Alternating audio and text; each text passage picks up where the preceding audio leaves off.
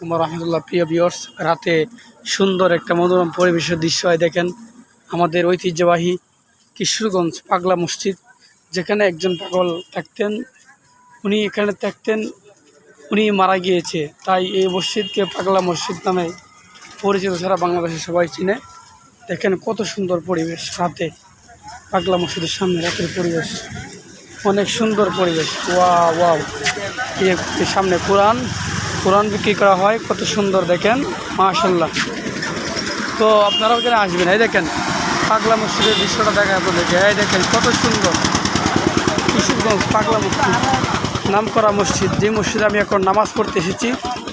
আমি আমার মা অসুস্থ, আমি মার জন্য দোয়া করব, আরও অনেক অসুস্থ সকলের জন্য দোয়া করব। দেখেন কত সুন্দর মনোরম পরিবেশ।